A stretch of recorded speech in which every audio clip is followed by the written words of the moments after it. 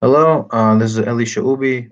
We are now continuing in Hilchot Meghilla Hanukka, and we are continuing in the second chapter of uh, of the Halachot. We said that the first two chapters are dealing with the laws of Purim, so this is the last chapter that will deal with the laws of Purim, and then tomorrow we will begin the Halachot that deal with Hanukka. Okay, so. This chapter as well continues to talk about the proper way of reciting the Meghillah, as well as how the Meghillah should be written. Many of which those halachot are similar to halachot that we have already seen in Hilchot Sefer Torah, Tefillin Sefer Torah Muzuzah, in Sefer Ahava, which we saw a while back, and we will see some of those halachot again here. Okay. And then, of course, we will end this chapter with dealing with the other mitzvot that are a part of Purim. הלכה א', הקורא את המרילה למפרע לא יסע. Someone who recites the Meghillah, right, Megillat Esther, out of order, does not fulfill his obligation. قرأ وشכח פסוק אחד, וקרא פסוק שני לו, וחזר וקרא פסוק ששכח, וחזר וקרא פסוק שלישי, לא יסע, מפני שקרא פסוק אחד למפרע. Right? If he recited, he was reciting the Meghillah, and he forgot one pasuk, he forgot one verse, and he accidentally skipped it, and he read a second pasuk, right, the pasuk that appears after it, then he goes back and repeats the pasuk that he accidentally skipped, and then he goes and continues from where he left off at the third pasuk, right? So he's right. So after going back and saying the first pasuk which he missed, he then goes to the third pasuk, which is where he left off from. So this is reading out of order because he read the second pasuk first, the first pasuk second, and then the third pasuk last. And it ended up being that he read the second pasuk out of order. אלא כיצד עושה? מתחיל מפסוק שני ששכח וקורא על הסדר. Rather, what should he do? Right? So if he skipped the first pasuk and read the second pasuk, he should go back and recite the first pasuk which he skipped, and then once he finishes it, he should repeat the second pasuk again and continue from there. And in that way, he will not have skipped any of the Meghillah. הלכה ב' מסע סיבור שקראו חסייה, לא יאמר אקרא חסי האחרון עם הסיבור, ואחזור ואקרא חסי ראשון, שזה קורא למפרע, אלא קורא מתחילה ועד סוף על הסדר.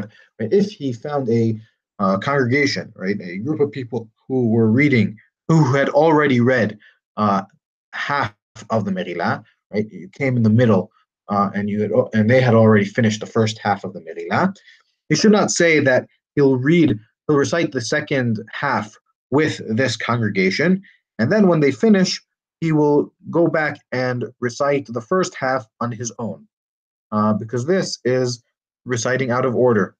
Rather, he should recite from the beginning until the end in order, right? For this reason, people should be very careful to arrive at Bet Knesset before the recitation of the Meghillah begins, so that they don't end up in this situation where they had already started and you miss even the first perek, which would be a case of reciting the Meghillah out of order. And in which case, you should recite the first part and catch up with the sibur from a Meghillah. قرأ وشها מעט וחזר וקרא, אף על פי ששها כדי לגמור את כולה, הואיל וקרא על הסדר, יצא. If he recited and then he paused for a bit, and then he came back and continued to recite, even if he paused a length of time that he could have finished reciting the entirety of the Meghilla in that time period. Right, he paused for an hour, let's say, in between his initial reading and now when he's coming back to read from where he left off. Since he recited the entirety of the Meghilla in order, and he did not do it out of order, he fulfills his obligation, even though there is this pause in between. הלכה ג' הקורא את המגילה על פה לא יישא ידי חובתו. Someone who recites the Meghilla by heart, it does not fulfill his obligation. הלא עז ששמע את המגילה הכתובה בלשון הקודש ובכתב הקודש, אף על פי שאינו יודע מה הן אומרין, יישא ידי חובתו. A person who speaks a vernacular other than Hebrew, right? For example, an English speaker who does not know Hebrew. So someone like this who hears the Meghilla, hears from a person reciting from a Meghilla, which is written in Hebrew with Hebrew script, right? So the Hebrew language with Hebrew script, even though he does not know, he does not understand what they are saying, he fulfills his obligation. וכן, אם הייתה כתובה יוונית ושמעה, יסע, אף על פי שאינו מכיר, ואפילו היה השומע עברי. And so too, if the Meghilla was written in Greek and he heard it be read in Greek, he fulfills his obligation even if he does not recognize or understand Greek, and even if the person hearing was a Hebrew speaker.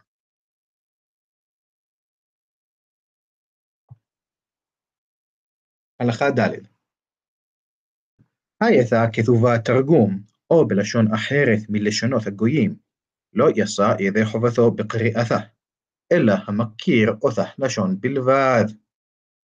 If it was written in Targum here, it refers to Aramaic, and it was written in the language of the Targumim, of Targum Onkelos and Targum Yonathan, and so on, right? So it was written in Aramaic or in any other language of the languages of the non-Jews, of the Goyim, or of the nations.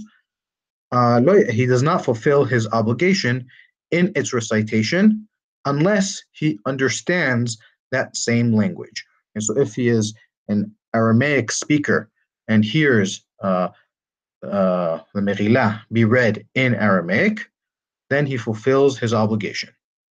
והוא שתהיה כתובה בכתב אותה לשון.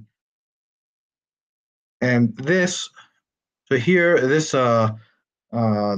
part of the halakha has two ways that it can be read.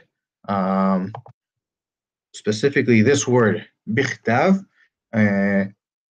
Mori Gafih comments on this halakha and says that the tradition, as he received it from his teachers, is that this should be read baketav, right, in the book or in the Meghilla, and not bichtav, meaning in the alphabet of that language. So, in the way that Mori Gafih would understand this halakha, this says. So if he hears, so as I just said, if he hears the Meghilla be read in a language other than Hebrew, which he understands, then he fulfills his obligation so long as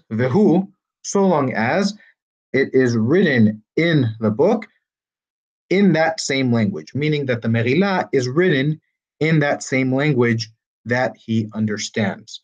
And he does not require it to be written in the alphabet of that same language. I've brought for you an example that he brings. This, for anyone who is on the YouTube page and can see the video, This is an example of a Meghilla that was written in Arabic. It is the translation of Sa'dia Gaon, and you can see that it is written in in the Hebrew alphabet, and it does not have to be in the Arabic alphabet. אבל אם הייתה כתובה בכתב עברי וקראה ארם, אבל אם הייתה כתובה בכתב עברי וקראה ארמית לארמי, לא יצא שנמצא זה קורא על פה, וכיוון שלא יצא הקורא ידי חובתו, לא יצא השומע ממנו. Right, but if it was written in the Meghilla, if it was written in Hebrew, but he recited it in Aramaic for an Aramean, right? Meaning, as he was, right, he has a Meghilla that's written in Hebrew, and as he's reading it, he decides to translate it simultaneously with his recitation.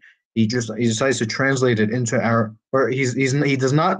he does not read the Hebrew directly, but rather translates it into Aramaic directly for Aramaic speakers.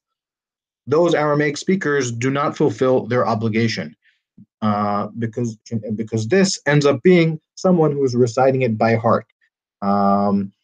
Because the Meghilla was not written in Aramaic, but rather was written in Hebrew. And since he does not fulfill his obligation, and since the reciter does not fulfill his obligation in reciting it, then so too the person hearing from him also does not fulfill his obligation. הלכה ה' הקורא את המרילה בלא כוונה, לא יסע. Someone who recites the Meghilla without the proper intention does not fulfill his obligation. Kesad, what do we mean by this? היה כותבה או דורשה או מגיהה, אם כיוון ליבו לשאת בקריאה זו, יסע, ואם לא כיוון ליבו, לא יסע. If he was writing the Meghilla, or he was doresh the Meghilla, he was expounding upon the Meghilla, or he was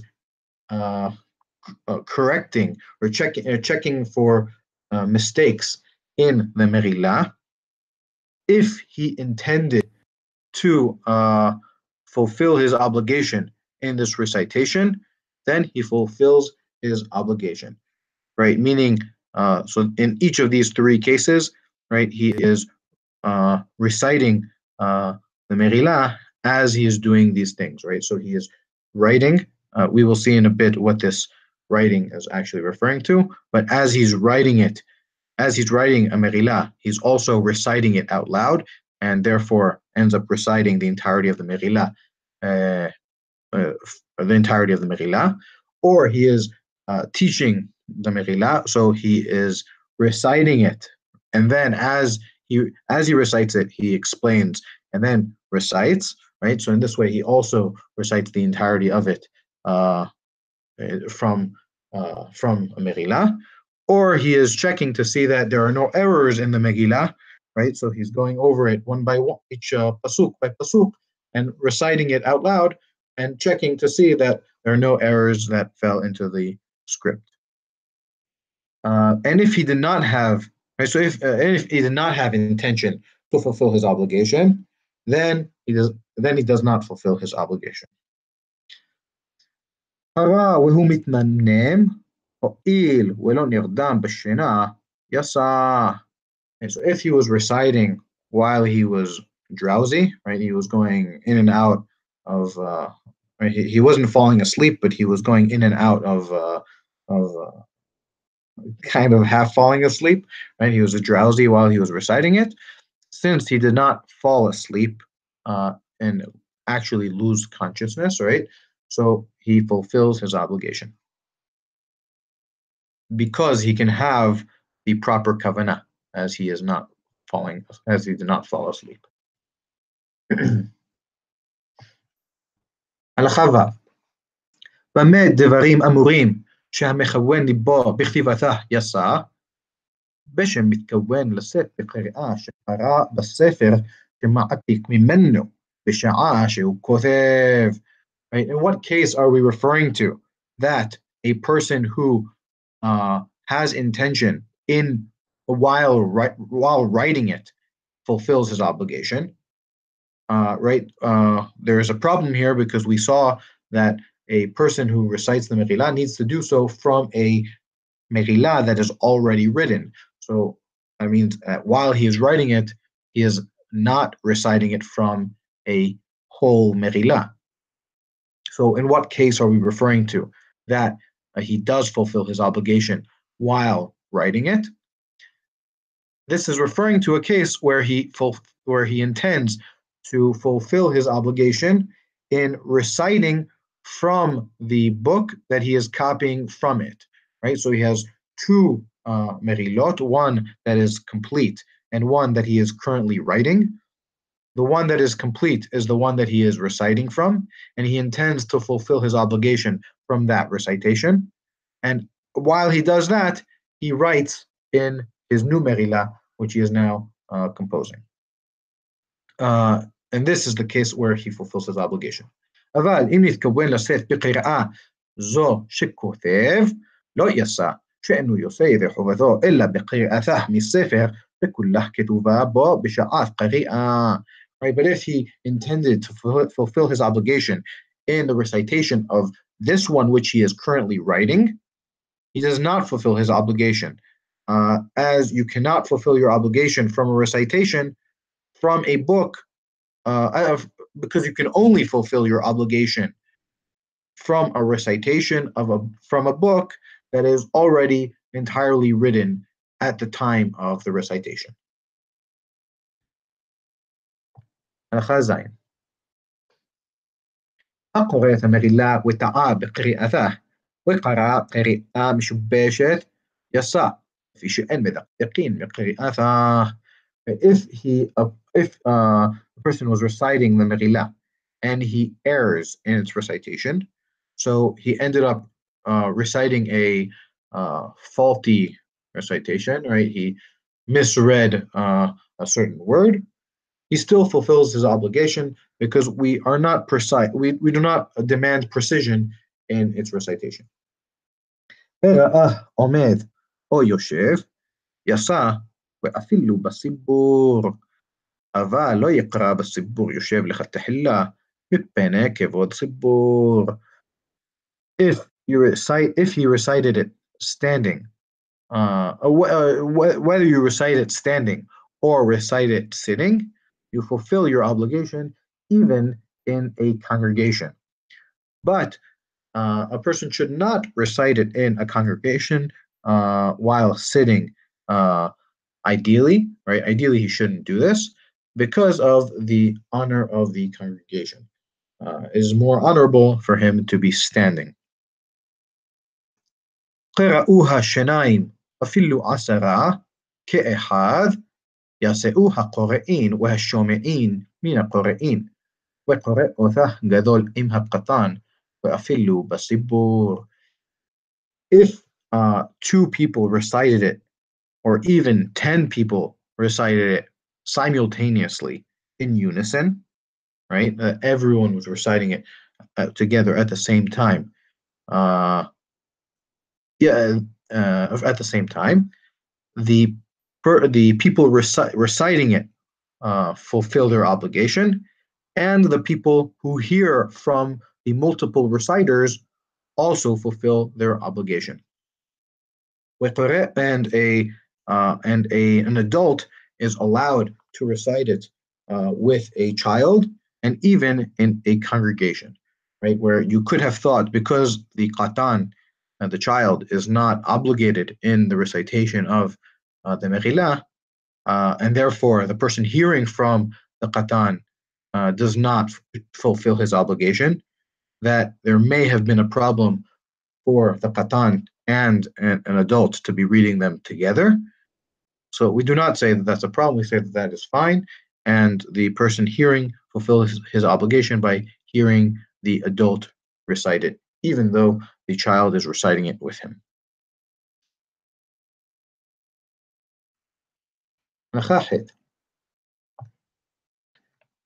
אין קוראין בסיפור במגילה הכתובה בין הכתובים. We do not recite in a congregation from a Meghilla, which is written between other ketuvim, between other parts of the Mikra, of the scriptures, right? You should not have one large scroll that contains also Meghillat Esther and also, for example, Kohelet or some other part of Mikra. Rather, you should have a Meghillah that is specific for Meghillat Esther. ואם קרא, לא יעשה, אלא אם כן הייתה יתרה על שאר היריעות, או חסרה, כדי שיהיה לה הכר. And if he did recite it from such a Meghillah, he does not fulfill his obligation unless the pieces of parchment of the part of the Meghillah were larger or smaller in some way from the other pieces of parchment that make up this Meghillah, so that there is a distinction that is made so that you can recognize the difference between the part that is Meghillat Esther from the other ketuvim, the other scriptures that are in this scroll. אבל יחיד קורא בה, ואפילו אינה חסרה ולא יתרה, ויעשה בה ידי חובתו. But an individual, right? So everything of what we said was only in a case where he's reciting in a congregation, so that the congregants who see the Meghillah, see this scroll, understand that the Meghillah is only this separate part.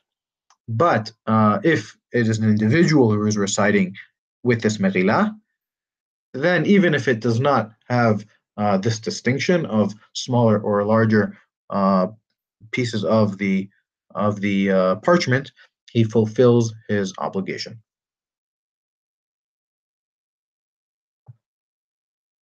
הלכה ט' אין כותבין את המגילה אלא בדיו על הגוויל או על הקלף כספר תורה. So here we are starting the halachot that deal a little bit more with how the Meghillah should be written, and this should be familiar to those who listened to the halachot and that regarding Sefer Torah back in Sefer Ahava. So we do not write a Meghillah except with deyo. Deyo is with ink, right? With a certain type of ink, which is explained more in detail back in those halachot that I previously mentioned. And it should be al gevil or on kelaf, like a Sefer Torah. Right. Also back there, we also mentioned the different types of parchment. Right. We had gevil, which is the unseparated parchment that is very thick, which can then be separated into two different parts. The thicker part is called kelaf, and the thinner part is called dursustus. Right.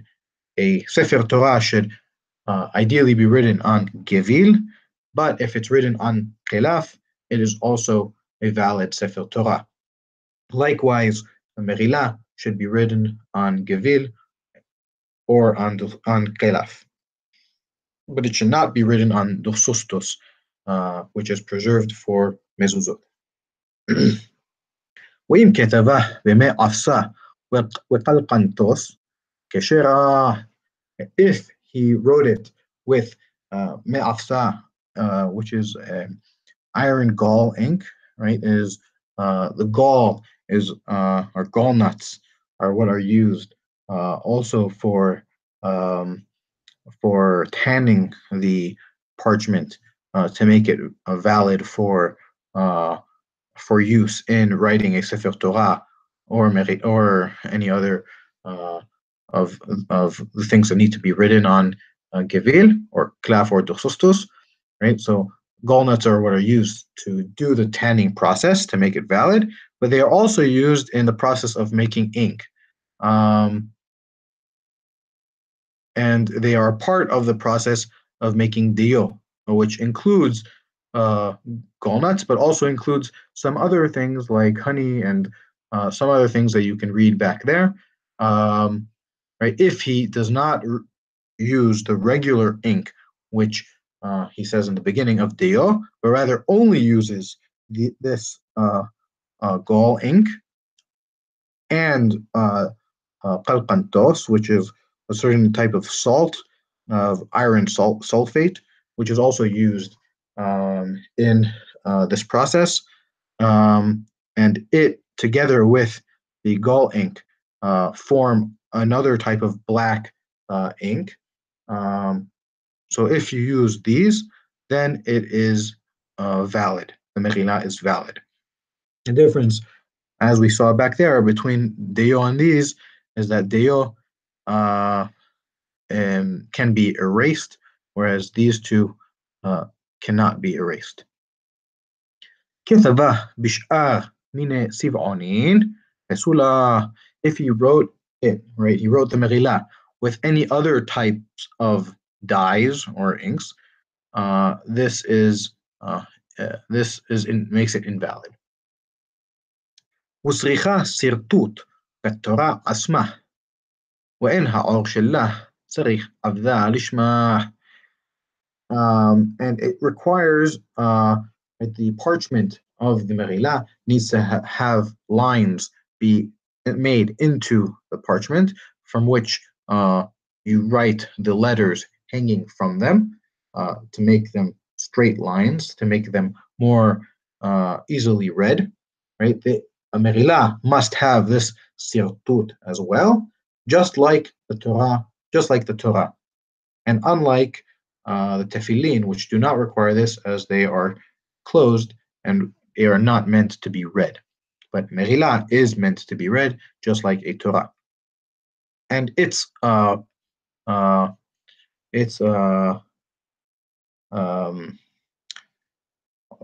leather, right? The leather that is used for the Meghilla does not need to be tanned specifically with the intent of making it a Meghilla, right?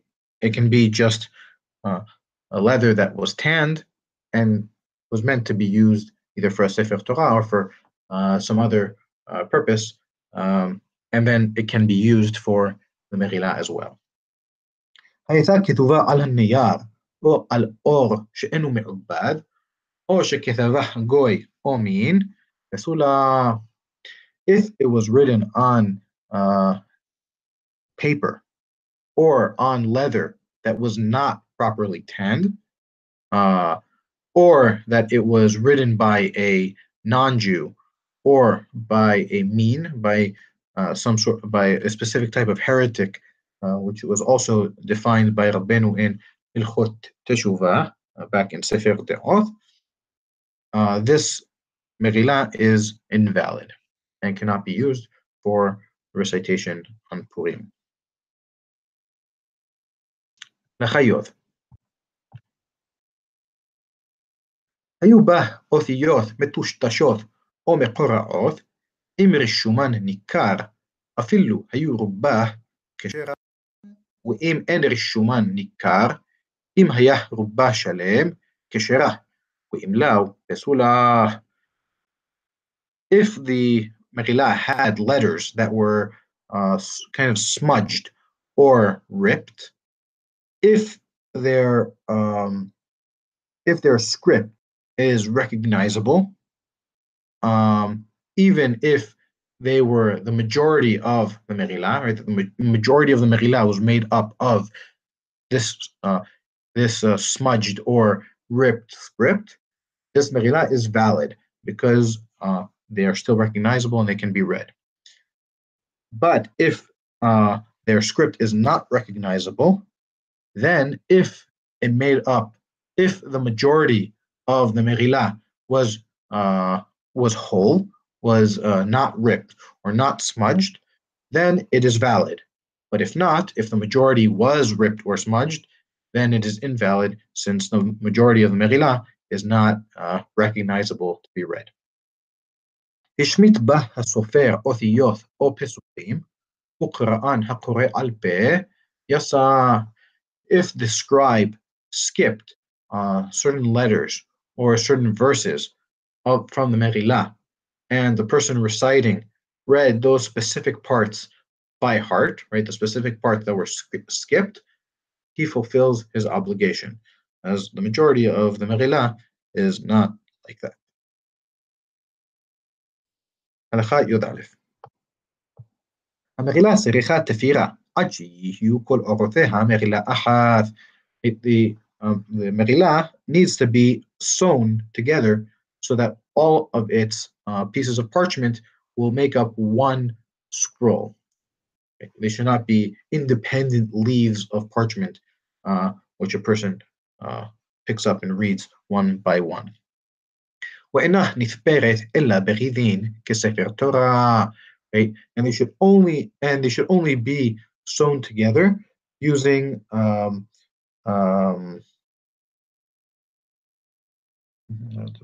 using like tendons, right? A sort of what holds the muscles together. So these strong tendons, these are what should be used to sew together the leaves of parchment, the same way that a Sefer Torah is sewn together. ואם תפרח שלא בגידין, פסולה.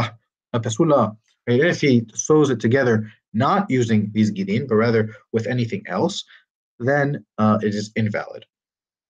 ואינו צריך לספור את כל היריעה כספר, אלא אפילו תפר בגידין 3 תפירות בפסי היריעה ו3 באמצעה ו3 בקסה השנית, נשארה מפני שנקראת איגרת. Right? But he's not required to sew the entirety of the parchment in the same way that a Sefer Torah is. Rather, even if he sews the gidin, three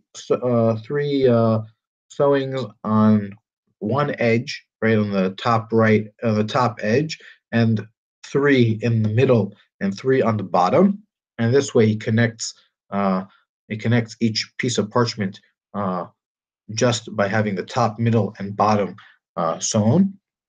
This is valid because it is only called an igeret. It's called a letter or like a letter that's used for proclamation. It's not a sefer, and it's not like the Sefer Torah, which requires that the gidin are sewn along the entirety of the piece of parchment. הלכה י"ב. וצריך הקורא לקרוא 10 בני המן ו10 בנשימה אחת, כדי להודיע על העם שכולם נפלו ונהרגו כאחד. And the reciter is required to recite all 10 of the children of Haman and the word aseret, which also appears there, in one breath, in order to inform the nation that all of them were hanged and killed as one. ומנהג כל ישראל שהקורא את המגילה קורא ופושט כאיגרת, וכשיגמור חוזר וחורך כולה ומברך. And it is the custom of the entirety of Israel that the reciter of the Meghilla recites, and as he's reciting, he unfolds the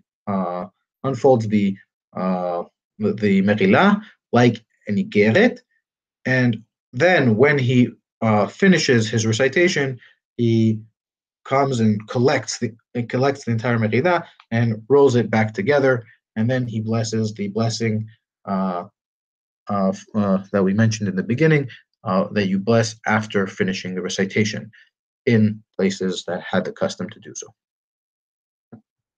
הלכה י"ג.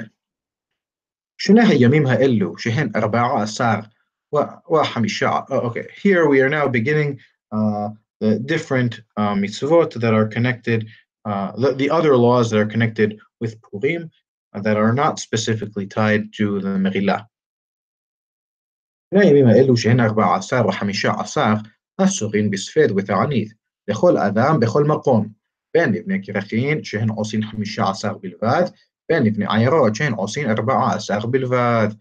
These 2 days, right, that are the 14th and the 15th of Adar, it is prohibited on them to eulogize or to fast for all people and in all locations, whether they are residents of Kerachin, of in walled cities, which read the Meghilla on the 15th, or whether it is for residents of Ayarot, right, unwalled cities, which recite on the 14th. For both of them, both on the 14th and the 15th, they are prohibited from eulogizing him.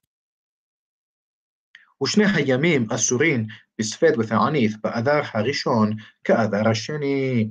And both of these days, both the 14th and 15th, are prohibited in eulogizing and fasting, both on Adar Harishon and Adar Sheni. Right, even in our days, where we know in advance that there is going to be there's going to be Adar a second time, we still do not do these two things, both on Adar Rishon and Adar Sheni. All the more so in a situation where they did not know, had to wait for the Bet Din to decide to add a second Adar, and only discovered it at the end of the month, as we saw in Perek Aleph. אנשי כפרים שהקדימו וקראו בשני או בחמישי הסמוך לפורים, מותרים בספד ותענית ביום קריאתן, ואסורים בשני הימים האלו, אף על פי שאין קוראים בהן. Residents of villages who pushed it earlier and recited on the Monday or Thursday that is closest to Purim, they are permitted to eulogize and fast on the day of their recitation, and they are prohibited on these 2 days of the 14th and 15th, even though they do not recite the Meghilla on them. הלכה י"ד.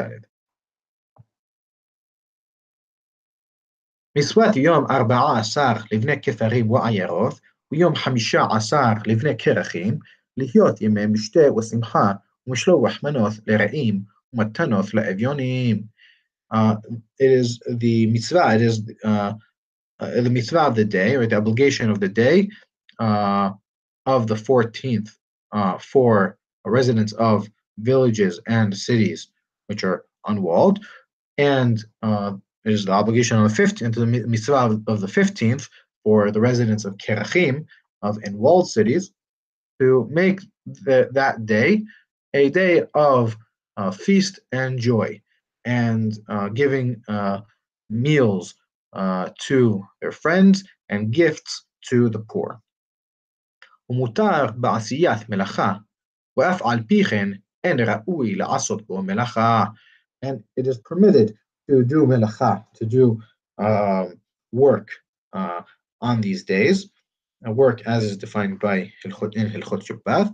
It is permitted to do these on these days, and even so, it is not fit, or it is not fit to do melacha on these days.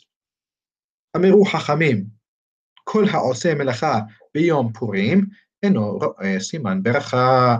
The Chachamim said, our sages said, anyone who does melacha on the day of Purim will not see a sign of blessing. Right? He won't see the fruits of the work that he did on that day. הלכה ט"ו. בין הכפרים שקדמו וקראו בשני או בחמישי, אם חילקו מעוז לאביונים ביום קריאתן, יעשהו. אבל המשתה והשמחה אין עושים אותה אלא ב14, ואם הקדימו לא יעשהו. The residents of the villages who push it back earlier and recite on Monday or Thursday, right, even if it is not on the 14th, if they gave out gifts, if they gave out ma'oth, money, literally, right, if they gave out money to the poor on the day of their recitation, they fulfill their obligation, even though it is not on the day of Purim. But the feast and joy, that they can only do on the 14th. And if they bring that earlier, they do not fulfill their obligation. وسعودات بوريم שעשאה בלילה לא יעשה ידי חובתו. And a feast of Purim which was made at night, also he does not fulfill his obligation through that feast. Sorry, this was the beginning, this was a continuation of Halakha Yod Daled. Now we are on Halakha Tet Vav. כיצד חובת סעודה זו? שיאכל בשר ויתקן סעודה נאה לפי אשר תמצא ידו. שותה יין עד שישתכר וירדם בשכרות. What is the obligation of this sa'udah, of this meal? It is that you should eat meat and fix or make a pleasant meal, a meal that is honorable and has nice food and nice drink and so on and so forth, as much as you are able to. And you should drink wine so that you become intoxicated and fall asleep in your intoxication. This does not mean that you should go wild and throw off all malchut shamayim from you in the way that some people in our day do, unfortunately, but rather that you should drink a little bit so that you get a little tired from this, and from that you will fall asleep. וכן חייב לשלוח שתי מנות של בשר או של מיני תבשיל או שני מיני אוכלין לחברו שנאמר משלוח מנות איש לרעהו שתי מנות לאדם אחד. And so too, you're obligated to send 2 meals of meat or 2 types of cooked meals or 2 types of food to your friend, as it says, and sending meals a man to his friend, because it says manot.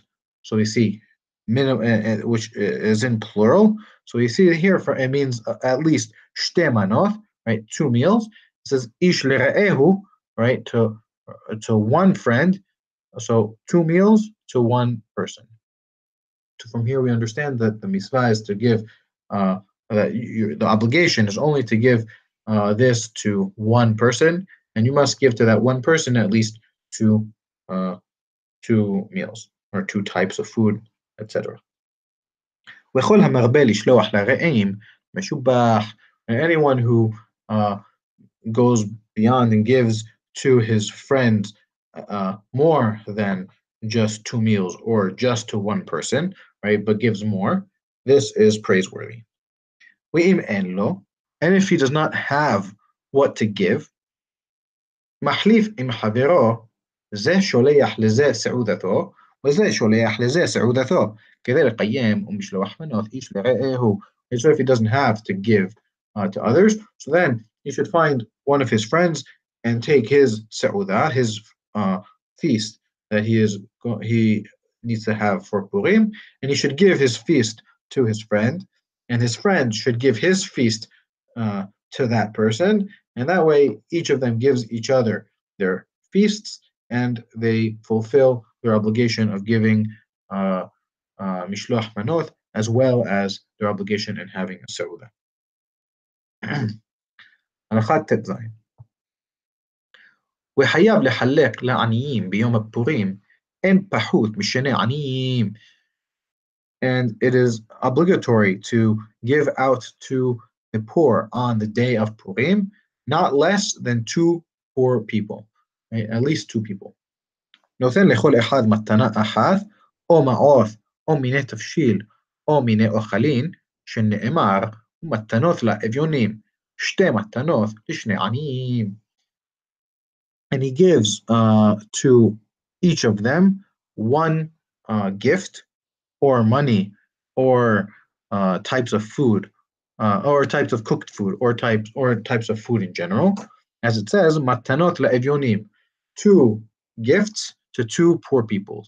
Because we have matanot in plural, so you see that it must be at least 2. two gifts, and because evyonim is also in plural, we see there must be at least two poor people, unlike what we had earlier, where it was ish lere'ehu, to one friend. ואין מדקדקים במעוז פורים, אלא כל הפושט ידו ליטול נותנים לו, ואין משנים מעוז פורים לצדקת החרב.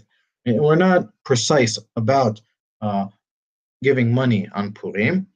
Rather, anyone who stretches out their to take, you give him, right? So we don't sit and look to see who is this person who we're giving to.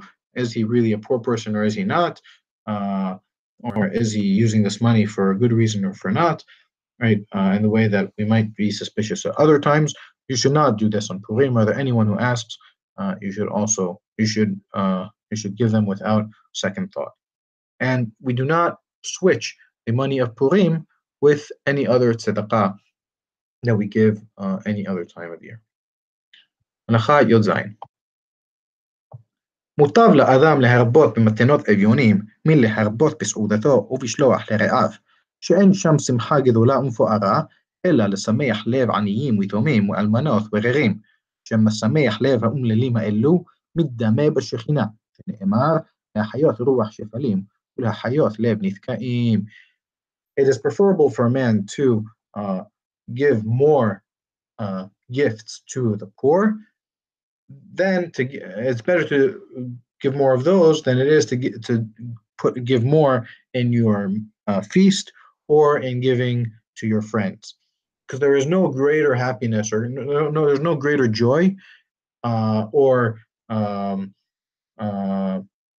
beautified joy than making happy the hearts of the poor and the orphans and the widows and the converts. Because a person who makes happy these people who are who suffer, this person is similar to the Shekhinah, to the divine presence, as it says, להחיות רוח שפלים ולהחיות לב נתקעים, to uplift or to make live the spirits of the downtrodden and to uplift the heart of the sufferers. הנחה י"ח כל ספרי הנביאים וכל הכתובים עתידים להתבטל לימות המשיח, חוץ ממגילת אסתר, הרי היא קיימת כ5 חומשי תורה וכהלכות של התורה שבעל פה, שאינן בטלין לעולם. All of the books of the prophets and all of the writings will be canceled or negated in the days of Mashiach, with the exception of the Megillat Esther, which stands and continues to have its status like the 5 books of the Torah and like the law of the Torah shebe'al peh, right? Like the halachot of the oral law, which are not canceled ever. Right? Unlike the books of Nevi'im and Ketuvim, which do not contain law, the 5 books of Torah will remain forever, as Rabbeinu puts as one of his principles in his Perush lePerik Helek, where he says that the Torah will never be canceled or negated, unlike what the Christians and the Muslims say about our Torah. ואף על פי שכל זיכרון השרות יתבטל, שנאמר כי נשכחו השרות הראשונות וכי נסתרו מעיניי, ימי הפורים לא יבטלו, שנאמר וימי הפורים האלה לא יעברו מתוך היהודים, וזכרם לא יסוף מזרעם. And even though the remembrance of all calamities will be negated or will be canceled, right? We will no longer remember the calamities that befell us, as it says, because the first calamities will be forgotten and they will be hidden from my eyes. However, the days of Purim will not be negated, as it says, and these days of Purim will not pass from the Yehudim, and their remembrance will not uh, will not be canceled from their descendants. With that, we end Perik Bet and the laws of Purim.